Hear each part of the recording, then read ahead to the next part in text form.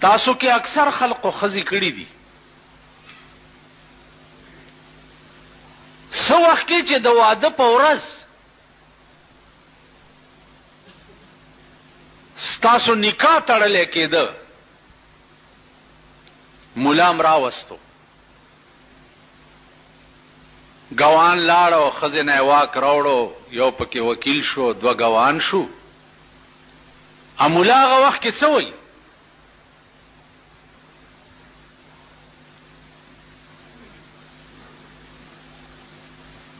مولا وخت کې ورته دا وایي چې الکه دا پلانې د پلانې لور سره د دومره مہره تا قبول کړي وو قبول دکړه ته او ما قبول کړي وو قبول میکړه بس خبر خلاص ناوی د کور تراوستا سباله بیمار شو الا ډاکټر ته بوزه تاغه وخت کې دا ویلې شي چې پرون چې د دې نکاح کېده نو ما خو مولا سره دا وعده نه وکړي چې دا به زه ډاکټر تم بوزم دا تاسو کړی و خزو والا وای تا کړی خزا ها دې ورکه چوبره ته خو ګوډی کنه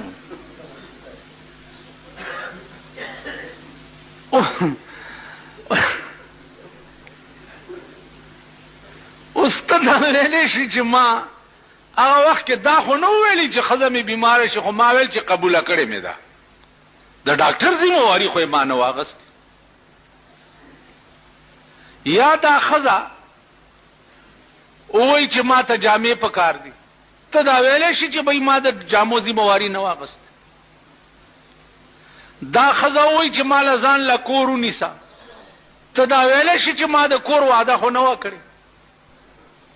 دا خزه وای چې ورشه سیر غوخه راوړه دو سیر ټیپر راوړه ته دا ویلې شي چې ما غوخه ټیپر پکې نو دا ویلې شي کنا دغه یو ټکی د قبول سره د دې خزه ټول لوازمات چې دی هغه ستا په سر انبار شو کنا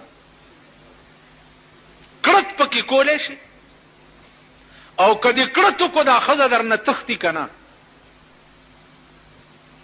کدی کړتو کدی روټای کې کیمرا واستو درنه تختی کدی جامو کې کیمرا واستو درنه تختی کدی کور کې کیمرا واستو درنه تختی ته خزه په سرک کې نولې شي کینولې شي تاسو به د کور بندوبست به ورته وړاندې نه بلکې چې کویدنو کې د کور بندوبست به ورته وړاندې نه کې چې کویدنو کې مور او پلار به دی وای مزدوري خواري نوکری سبب دی خزای بالبج به کور دی وران شه سبکه نو دو درې کاله مخ کې ورتاول جون جوړې نو هغه نه رستو بیا قبول کړي نو آمنا چې دې ما ایمان راوړې دی او زه مسلمان یم نو د اسلام ټول مقتضیات تا په سر انبار شو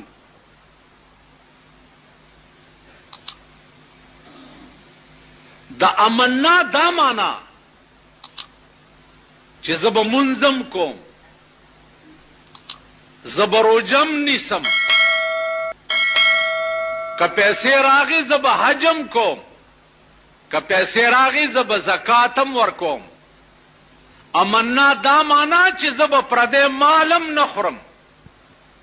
زب حرامم نکوم امنا دا معنا چې زب بے ځای د چا زړم نه ازارم دل ازار بم نه امنا دا معنا چې د خدای مخلوق سره به د انس معاملې کو امنا دا معنا چې دا الله کوم نظام دی هغه پسې به زخ په اب لخ په منډه مو که وخت راغې زب جهادم کوم که وخت راغې زب په میدان کې سرم قربانوم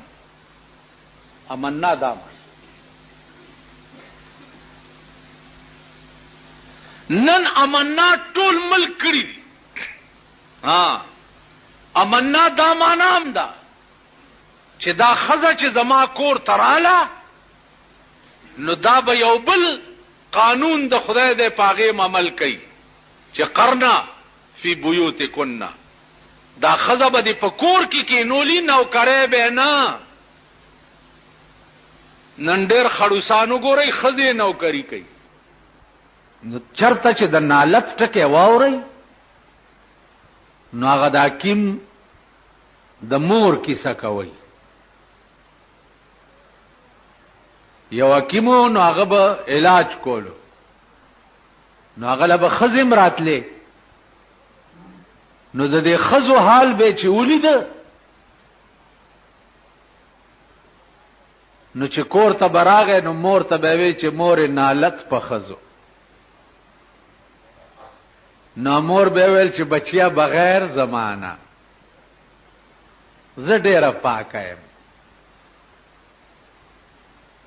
بغیر زمانہ.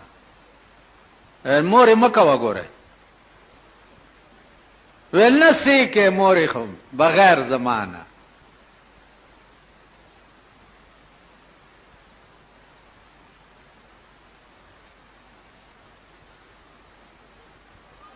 حکیم وی خوا بغیر ستانه ویلو نور په ټولو خزو نالت خو بغیر تانه ویلو. و یو طالب ورته مصلاحتی کو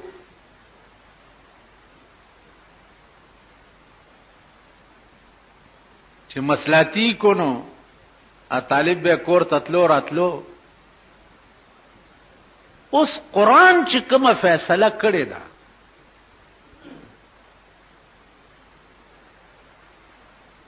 چې قرنا فی بیوتکن خزب په کور کې ناشتي بار بنوزی دا دروغ دی ها؟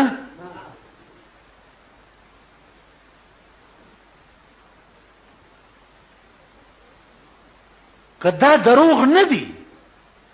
او دا د خدای حکم دی. نن ستا د ټول ملک خزي ولی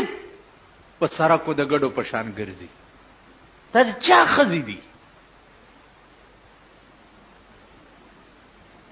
دا د چا لونه دي؟ دا د چا خويندې دي؟ ستاو زما دي کنه دي؟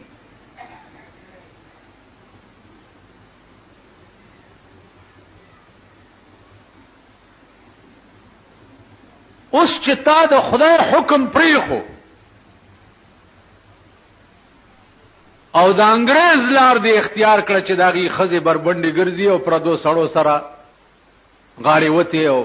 لاس ملاو کړي او لاس په لاس چولی او په بازارونو کې ګرځي. دا د یورپ ممالکو طریقه دا هغه تا په پاکستان کې رایجه کړه. نن دیو کته د دې قوم حال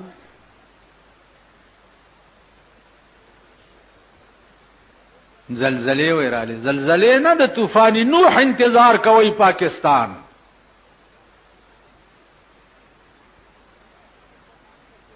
د نوح علی السلام د طوفان انتظار کوي چې در باندې یو غړپ شي او غړپ سره ټول په سمندر کې واچي. نه کې دانش د مولا بچو پیر سے بچو پلانې بچو ډنګلې بچو مولیان دی خدای وړاندې پکې ور ډوب کیو پیران دی ور پسې ور ډوب